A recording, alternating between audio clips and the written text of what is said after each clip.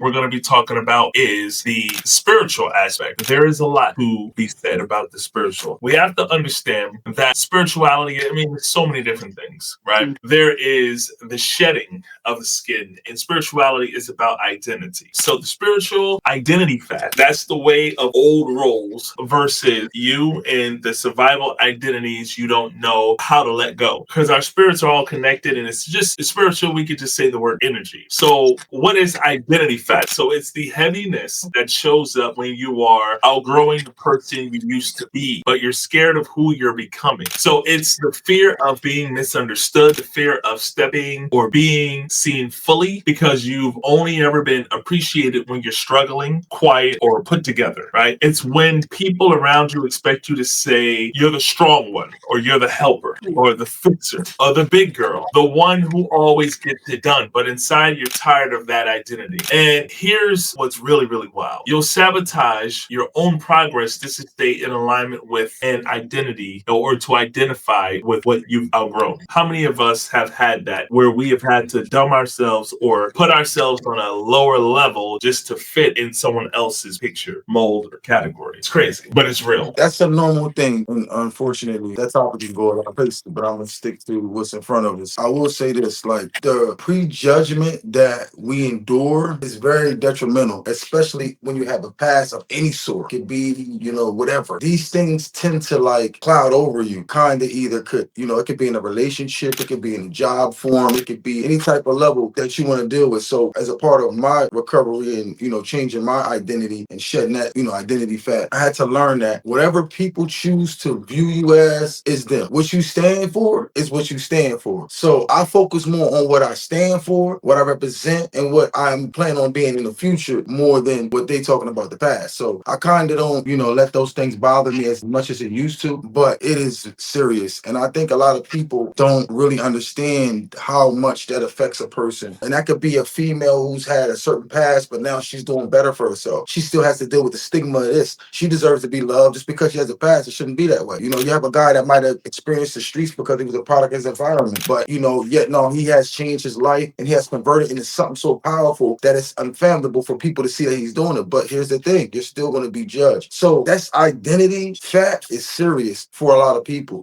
For me, how I handle it is I try to show and prove. So before you can even open your mouth, you're going to pay attention to what I do. So no matter what you say after that, I'm doing what I do. So I try to stand on that and try not to get too caught up. But that identity fat is serious. I feel like I definitely have. I came from being religious. Like I grew up Christian. And during my self-awareness journey, my self-love journey, I let go of Christianity. I went deep diving into just learning about different things, different aspects. And I honestly felt like with the Christianity, it put me in a box. And now where I'm at now, like I feel like God is everywhere. I feel I have a different perspective. God, honestly, a better perspective of what God is and the God within me. And with doing that, it's like, it's hard because the people that like grew up with me, the people that knew, because I was like one of those Christians that went to church every Sunday.